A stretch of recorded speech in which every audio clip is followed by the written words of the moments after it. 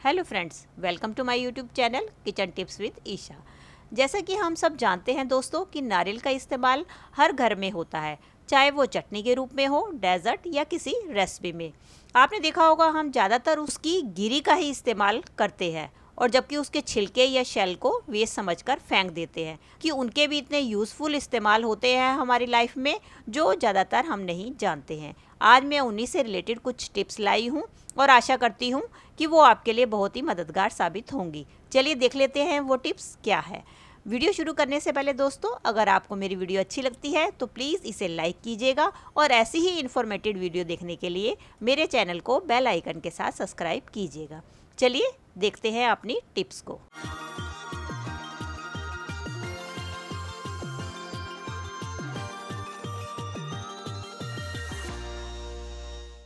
चलिए फ्रेंड्स, जब हम नारियल लेकर आते हैं मार्केट से, जब हम उसको छील लेते हैं, तो जब हम उसको तोड़ के दो हिस्सों में कर लेते हैं और उसके शेल में से गिरी को अलग कर लेते हैं, तो हमारे पास इस तरीके से शेल बच जाते हैं।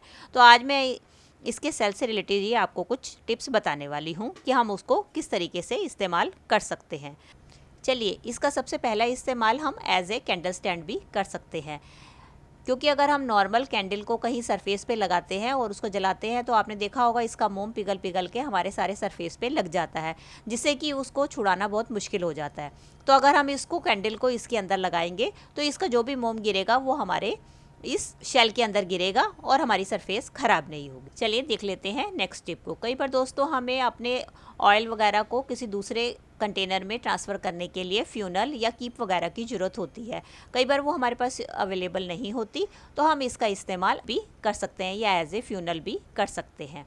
अब देखिए, जैसे मैंने इस तेल को किसी दूसरी बॉटल में ट्रांसफ़र करना है तो मैं इसको ईजिली इसका इस्तेमाल कर सकती हूँ। कई बार दोस्तों आपने देखा होगा कि हम जब भी अगरबत्ती स्टैंड पे अगरबत्ती को इस्तेमाल करते हैं तो उसका ऐश जो है हमारे सरफेस पे गिर जाता है, जिसके कारण हमें उसको बार बार क्लीन करना पड़ता है। तो उसके लिए हम इसके शेल का इस्तेमाल कर सकते हैं। उसके लिए आप कोई भी कांच की बोतल लें, उसको नीचे रख के उसके ऊपर आप शेल को अटका दीजिए, और उसके ऊपर अब हम अपनी अगरबत्ती को लगा देंगे। अब आप देखेंगे कि अगरबत्ती का जो ऐश है वो हमारे शेल के अंदर ही गिरेगा, बाहर नहीं गिरेगा, जिससे कि हमें बार बार क्लीन नहीं करना पड़ेगा। फोर्थ टिप में इसका इस्तेमाल हम एज ए स्टेनर भी कर सकते हैं। कई बार हमें थोड़ा बहुत धनिया या मिर्ची या कोई ऐसी चीज़ धोनी पड़ती है जिसके लिए हमें स्टेनर की ज़रूरत होती है, तो हमें इतना बड़ा स्टेनर लेना पड़ता है।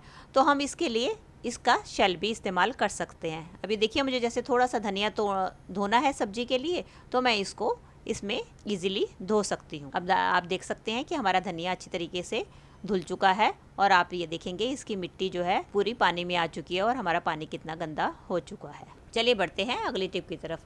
कई बार दोस्तों हमारे बच्चों को पेंटिंग करने के लिए, कलर मिक्सिंग के लिए किसी पॉट की ज़रूरत होती है या कलर ट्रे की ज़रूरत होती है, तो उस टाइम पे भी हम इस शेल का इस्तेमाल एज ए कलर ट्रे भी कर सकते हैं। चलिए देख लेते हैं अगली टिप को। कई बार दोस्तों आपने देखा होगा जब भी हमें अपने आटा बॉक्स में से आटा निकालना होता है तो हमें किसी न किसी बर्तन की ज़रूरत पड़ती है, या हम किसी भी टूल का इस्तेमाल करते हैं।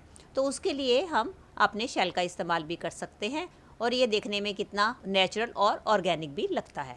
कई बार फ्रेंड्स हमें डाई के लिए या मेहंदी घोलने के लिए भी ऐसे बर्तन की ज़रूरत होती है जो कि हमारे डाई के साथ मिलके रिएक्ट ना करे। अगर हम प्लास्टिक का इस्तेमाल करते हैं तो आपने देखा होगा अक्सर हमारे रिएक्शन का डर बना रहता है। तो इसके लिए हम अपने ऑर्गेनिक इस शेल का इस्तेमाल कर सकते हैं। इसमें आप इजीली अपनी डाई को या अपने मेहंदी का पैक भी बना सकते हैं। इसमें पैक बनाने से फ़ायदा होगा, हमें किसी भी टाइप के रिएक्शन का खतरा नहीं रहेगा।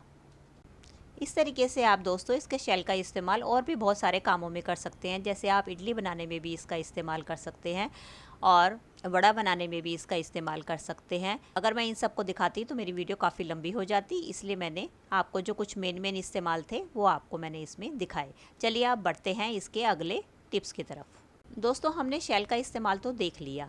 अब जब हम गरी का इस्तेमाल करते हैं तो ज़्यादातर चटनी बनाने के लिए या किसी डेजर्ट में जब हम इसका इस्तेमाल करते हैं तो मोस्टली हम इसको छील कर ही इस्तेमाल करते हैं, और इसके छिलके को हम ऐसे ही फेंक देते हैं, जबकि ये छिलके भी हमारे बहुत ही यूज़फुल जबकि ये छिलके भी हमारे लिए बहुत ही फ़ायदेमंद होते हैं। इसका यूज़ हम एज ए स्क्रबर या अपने फेस पैक में भी इस्तेमाल कर सकते हैं। इसके लिए आपको क्या करना होगा, इसके छिलकों को आप छील लीजिए और इसके बाद आप इसको थोड़ी देर के लिए पंखे में सुखा लीजिए।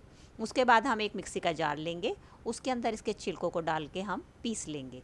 पीसने के बाद अब हम इसको एक प्लेट में निकाल लेंगे। निकालने के बाद हम इसके अंदर डालेंगे एक छोटा चम्मच, आधा छोटा चम्मच हल्दी का, और इसके अंदर हम थोड़ा थोड़ा दूध डाल के इसका एक पेस्ट तैयार कर लेंगे। ये हमारा एक स्क्रबर बन के तैयार हो गया है। अब आप इसको अपने फेस पे अप्लाई कर सकते हैं और 15-20 मिनट अप्लाई कर सकते हैं। आधा घंटा लगाने के बाद आप अपने फेस को वॉश कर लें। आप देखेंगे आपका फेस इतना स्मूथ और एकदम ग्लो करने लगेगा। इसके रेगुलर इस्तेमाल से आपको काफ़ी सारी परेशानियों से निजात मिल जाएगा। चलिए, हमने इसके शेल का और इसके गरी के छिलके का इस्तेमाल तो देख लिया। अब हम पूरे नारियल के छिलके का इस्तेमाल मैं आपको बताती हूँ कि ये हमारे लिए किस तरीके से यूज़फुल है। जब हम नारियल को छील लेते हैं तो उसके छिलके को हम अपने गमले में इस्तेमाल कर सकते हैं, क्योंकि जब हम गमले में पानी डालते हैं तो ये काफ़ी सारा पानी एब्जॉर्ब कर लेते हैं, जिससे कि अगर हम 2-3 दिन भी गमले में पानी ना दें तो हमारे गमले में इसके कारण नमी बनी रहती है। कई बार जब हम नारियल को छीलते हैं दोस्तों, तो इस तरीके से काफ़ी सारा वेस्ट हमारा नीचे गिर जाता है।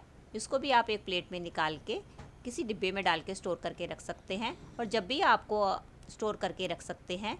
और ये हमारे लिए एक बहुत ही अच्छे फर्टिलाइज़र का काम करता है। जब भी आपको इस्तेमाल करना हो अपने गमले में, तो आप इसके अंदर थोड़ा सा पानी मिला लें। पानी मिला के थोड़ा सा इसको आप मॉइस्ट कर लें। ये हमारी कोकोपीट बनकर तैयार हो गई है। अब आपने जब भी कभी नया पौधा लगाना है तो आप उसकी मिट्टी में इसको मिला सकते हैं, या आप इसको गमले की ऊपर की सतह पे भी इसको डाल सकते हैं। ये हमारे बहुत अच्छे फर्टिलाइज़र का काम करता है। ये छिलके हमारे पौधों के लिए ही फ़ायदेमंद नहीं होते, ये हमारे बालों के लिए भी बहुत फ़ायदेमंद होते हैं। इसका इस्तेमाल हम एक नेचुरल डाई के लिए भी कर सकते हैं। इसके लिए डाई कैसे बनानी है, चलिए देख लेते हैं।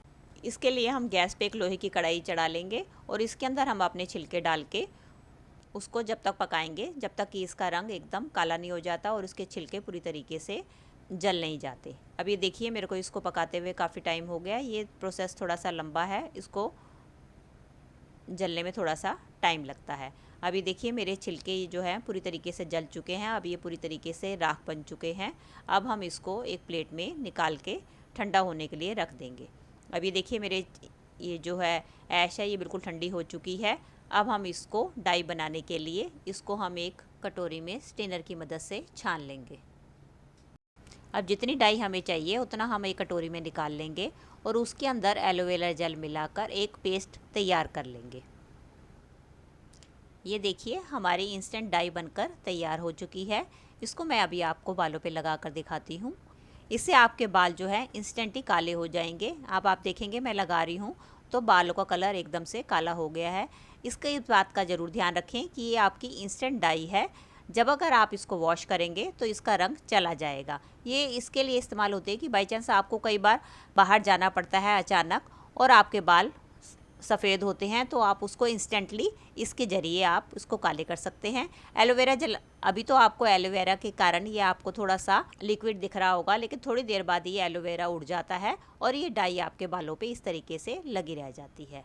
आप चाहे तो एलोवेरा की जगह नारियल का तेल या सरसों का तेल भी इस्तेमाल कर सकते हैं। और या आप जब भी अगर अपना मेहंदी का पैक इस्तेमाल करते हैं या मेहंदी की या अपना डाई का पैक इस्तेमाल करते हैं तो आप उसके अंदर इस ऐश का इस्तेमाल कर सकते हैं। ये धीरे धीरे आपके बालों को काला करने में मदद करेगा। ये थी मेरी वीडियो। आई होप आपके लिए यूज़फुल रही होगी। मिलती हूँ नई वीडियो के साथ। Till then take care and bye bye.